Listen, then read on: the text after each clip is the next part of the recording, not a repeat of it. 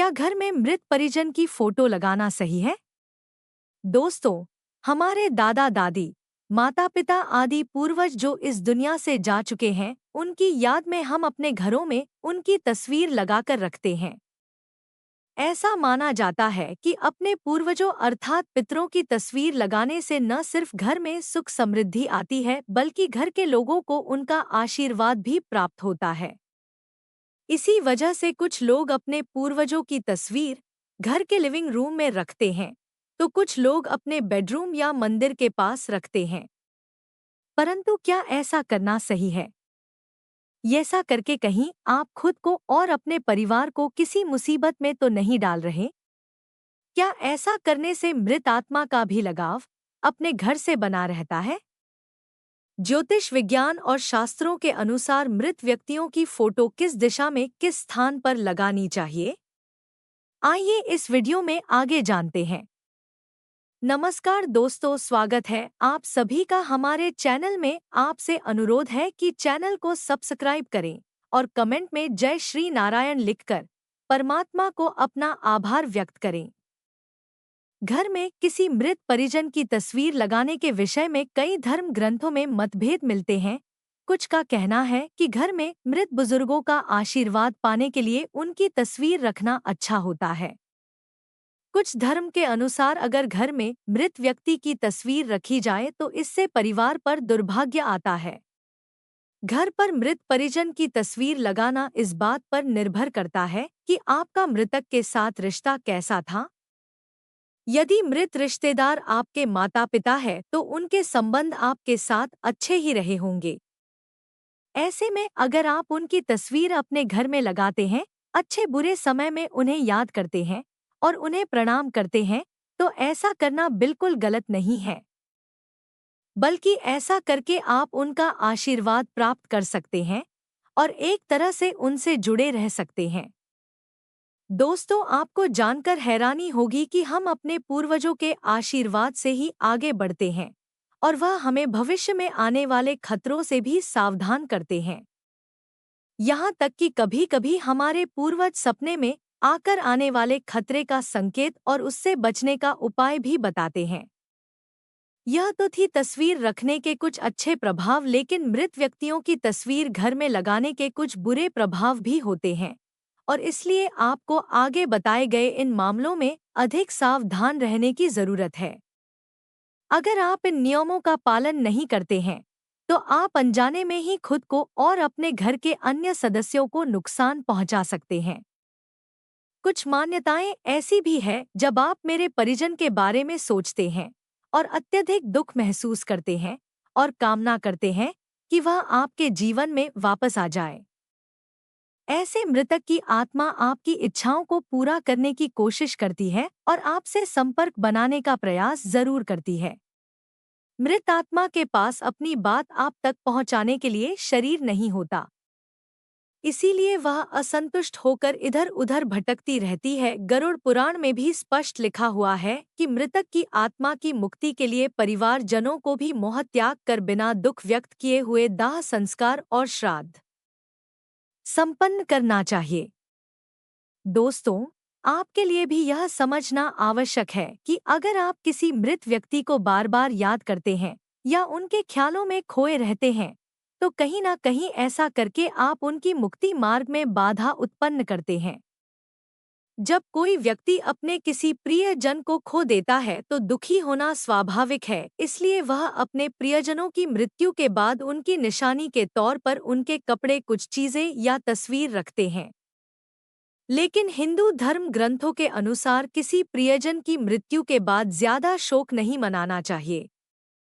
हमारे धर्म ग्रंथ कहते हैं कि मृत्यु के बाद मृतक की आत्मा परिवार के सदस्यों के आसपास ही भटकती रहती है और अपने परिवार को दुखी देखकर उसे भी दुख होता है।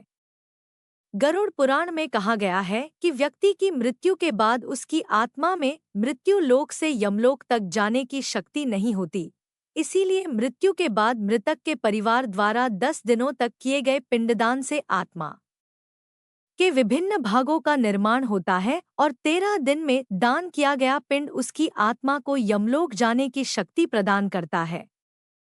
ऐसे में अगर आप उनके बारे में ज्यादा सोचते हैं और दुखी होते हैं, तो मृतक की आत्मा मोह माया में ही फंसी रहती है और यमलोक नहीं जा पाती। मोह माया के त्याग के बिना आत्मा को मुक्ति नहीं मिलती और इसीलिए कहा जाता है कि घर में मृतक की तस्वीर रखने से उसके परिवार के सदस्यों को दुख होता है, जिससे मृतक की आत्मा को मोक्ष मिलना कठिन हो जाता है और वह आत्मा इस मृत्यु लोक में भटकती रहती है। इस समय उस आत्मा पर कई तरह के खतरे आते हैं। विभिन्न तांत्रिक शक्तियां उस आत्मा का इस्तेमाल अपने फायदे के लिए भी कर सकती हैं। इस कारण से आत्मा को बहुत कष्ट होता है। इसीलिए परिवार की भलाई और मृतक की आत्मा की शांति के लिए घर में मृत परिजन की फोटो रखने से मना किया जाता है। अगर मान्यताओं पर विश्वास करें, यदि आप अपने घर में किसी ऐसे मृत रिश्तेदार की तस्वीर रखते हैं जिसके साथ आपके संबंध अच्छे नहीं थे, या उसने अपनी मृत्यु से पहले कई पाप कर्म किए हो, तो ऐसे में उन मृत रिश्तेदारों की तस्वीर घर में रखना ठीक नहीं है। क्योंकि ऐसा कहा जाता है कि मरने के बाद भी इंसान की प्रवृत्ति नहीं बदलती, इसीलिए मरने के बाद भी वह लोग नहीं सुधारते और आपको किसी न किसी तरह से नुकसान पहुंचाने की कोशिश करते रहते हैं। यह आवश्यक नहीं है कि आपके सभी मित्र अच्छे स्वभाव के ही हो, कोई दुष्ट प्रवृत्ति का भी होता है। इसीलिए बेहतर होगा कि घर में उनकी तस्वीर ना लगाएं। दोस्तों, हम यह नहीं कह रहे हैं कि जिनके साथ आपके अच्छे रिश्ते थे उनकी मौत के बाद आप उन्हें भूल जाएं, लेकिन आपको शास्त्रों में लिखित कुछ ऐसे नियम जरूर जानने चाहिए जिनके जरिए आप अपने पूर्वजों की फोटो अपने घर में लगा भी सकते हैं और किसी प्रकार का दोष भी नहीं होता। दोस्तों, वास्तु शास्त्र के अनुसार पितरों की तस्वीर हमेशा ऐसे स्थान पर रखनी चाहिए जहां बाहरी लोगों की उन पर नजर ना पड़े। ऐसा माना जाता है कि अगर कोई बाहरी व्यक्ति पितरों की तस्वीर देखता है, तो इससे घर में नकारात्मक ऊर्जा बढ़ती है।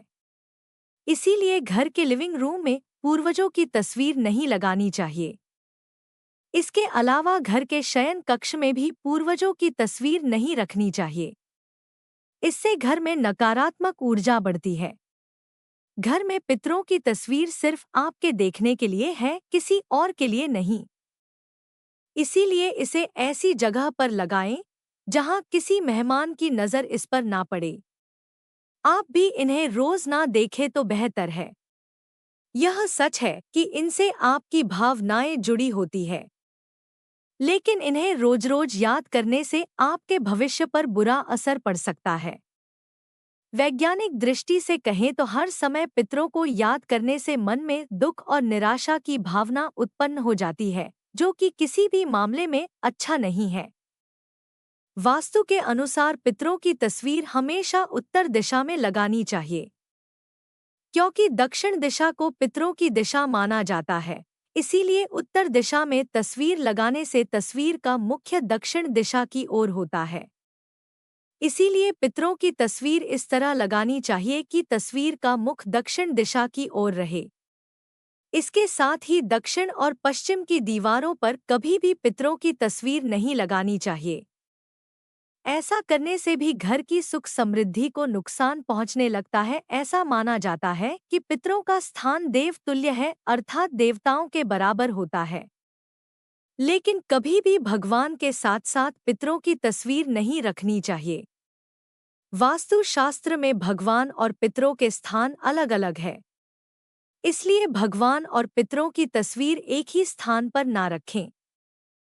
पूजा स्थान पर पितरों की तस्वीर लगाने से जीवन में बाधाएं आ सकती हैं। ऐसा करने से परिवार में अशांति का माहौल भी बन सकता है। इतना ही नहीं, वास्तु शास्त्र में कभी भी पूर्वजों की तस्वीर के साथ जीवित लोगों की तस्वीर नहीं लगानी चाहिए।